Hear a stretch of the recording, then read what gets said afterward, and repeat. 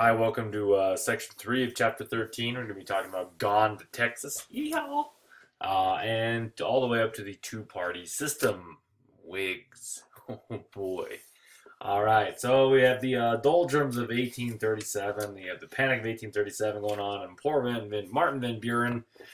He was the one who inherited this whole mess, largely from the pet banks, wasting money that was taken away from the Bank of the United States. Thanks, Andrew Jackson. Um, Moses Austin obtained a grant for Americans to settle Texas from the Spanish. This was a land that was owned by Spain, but Spain's kind of distracted. They kind of got the problems going on. And he got these land grants, which are called impresarios. Um, and so in 1821, in the meantime, before Moses Austin could move these families to Texas, Mexico became independent and Moses died. So this whole idea of these land grants, these big ranches are going to be granted in Texas was up in the air. And so his son, Stephen F. Austin, pictured here, contacted Mexico and they said, sure, come on down, it's great. He led 300 families to the land which is along the Brazos and the Colorado rivers.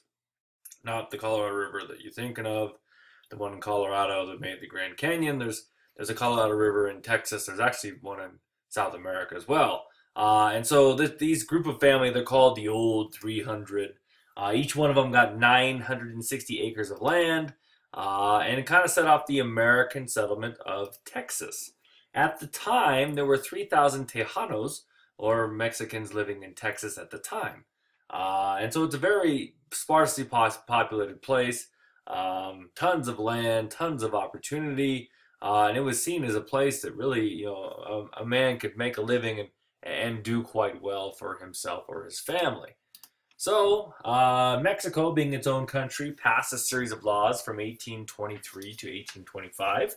Of those laws, settlers had to learn Spanish, they had to become Catholics, and they had to obey Mexican laws, which really kind of flew in the face of this idea that is starting to grow in popularity, even though it's not really verbalized yet, the idea of manifest destiny, that Americans were chosen by God, that we're the chosen people to spread our good ways. And so Americans, we don't adopt other cultures. Other cultures adopt what we do. Twice the United States tried to buy Texas from Mexico, and Mexico pulled the old Dr. Evil. How about no? And then in 1830, Mexico banned immigration from the United States. They raised tariff, and they banned slavery in the rest of Mexico, not in Texas. And so the Americans living there are really kind of fearful because a lot of them brought slaves with them. They're not learning Spanish. They're obviously not becoming Catholics because they look down upon that. And they're not obeying Mexican laws because they, potentially are going to lose their slaves. So you have illegal immigrants coming to Mexico from America, and they're refusing to learn Spanish. There's some irony there. It's a little twisted, depending on how you view modern politics. No more new slaves can be brought into Texas, and so the Americans there are very upset, and they're ready to duke it out with Mexico. In 1833, General Antonio Lopez de Santa Anna became the president of Mexico, and eventually basically outlawed the government and became the dictator. Stephen F. Austin went down to Mexico City to meet with him and try to negotiate a settlement. Like, hey, come on, let us bring more slaves. Open up the borders, lower these tariffs. We have to trade with the United States. I know we're part of Mexico. Yeah, I don't speak Spanish. Lo siento.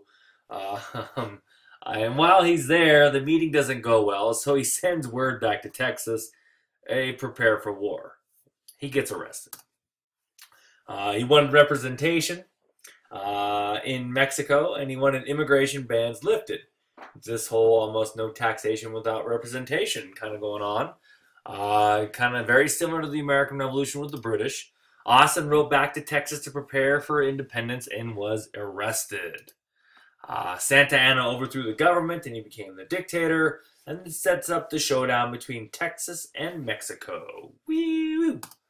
So the Lone Star Republic. In 1835, unrest rose in Texas. They are preparing for a fight. Santa Anna is not going to let these Texans, these Americans, to break away from his country. And so the Mexicans, trying to seize an arsenal, a cannon at Gonzales, they were trying to take guns away from the Americans, and a battle broke out. Once again, very similar to the Battle of Lexington and Concord. The British were trying to take weapons at an arsenal in Concord, and a battle broke out. In December 1835, Texans liberated the town of San Antonio. The commander-in-chief of the armies of Texas was Sam Houston, pictured here. There's a big city named after him now. And at the Battle of the Alamo, the Mexican army surrounded the Texans at this old Spanish mission, and they held out and held out and held out, and they were surrounded. They had nowhere to go. Santa Anna surrounded the mission in February 1836. There was 160 soldiers that held out the Mexicans for 12 days. Some very famous Americans were there: Davy Crockett, Jim Bowie. William Travis is actually the commander. He's 25 years old. On March 6th, the Alamo fell, and every single Texan sacrificed themselves. And they all fought to the last man to basically slow down the Mexican army and slow down the Mexican advance. It became a very inspirational rallying point for the Texan armies. It also bought the Texans some sought-after, much-needed time to prepare for the ultimate battle. Later on, there's the Massacre of Goliad, in which several hundred Texans were also killed, once again providing inspiration to the Texans to fight the Mexican armies. In fact, in the ultimate battle, they would yell, "Remember the Alamo, remember Goliad," and they fought for revenge. And so they inspired the Texans and bought them some much-needed time to prepare for this war. Here's a little video on James K. Polk. If you want to look it up, the PBS videos are really good. Here's what is this? This is a mosaic done in 1959 by Bert Rees in Austin, Texas. It shows the cannon that the Mexicans tried to take at Gonzales. Come and take it. Here's some battle at the Alamo going on here in 1836. Been immortalized in a couple movies, one starring John Wayne, another starring Billy Bob Thornton. I think I prefer the John Wayne version. There's a picture of the Alamo. Fun place to visit if you get a chance.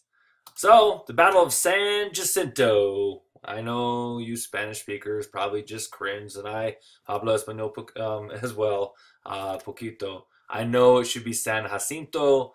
In Texas, they say San Jacinto. So just y'all get used to it, because this is some Texas history, which is required in elementary school in Texas, like in 4th or 5th grade. So we're learning you about this Battle of San Jacinto. All you habla españolos, I know it's San Jacinto. Anyway, that's way too long on the name. Sorry. At this battle, 800 Texans killed 600 Mexicans and captured 700 of Santa Anna's 1,300. If you do a little math, 600 plus 700 equals 1,300. Santa Anna, you have no more army. And so Santa Anna recognized their country. He signed a treaty. He resigned. He surrendered, all this stuff. And Texans celebrate. Yay! They become the Lone Star Republic. They set up a provisional government. And immediately go, "Hey, United States, can we join your country?" And the United States ignored them for a long time. There's a lot of issues going on, which we'll get to. Sam Houston was elected the first president. Lorenzo de Zavala was the first vice president. And they asked the United States, "Can we join your party? Can we hang out with you, please? It'd be really cool if we could join, your country. We're kind of Americans. We speak English. We didn't learn Spanish." Presidents Jackson, Presidents Van Buren, and John Tyler all refused. William Henry Harrison didn't get a chance to, because he gave a 4-hour speech and got sick and died a month later. That was his answer. The problem is that whole issue with slave versus free. This slave state would upset the precious balance of power in Congress, in the Senate, in the House, and so they didn't want to upset that, and so it said, "Texas, you just chill out a little bit." So here's a signature. Basically, this is the Treaty of the Battle of San Jacinto.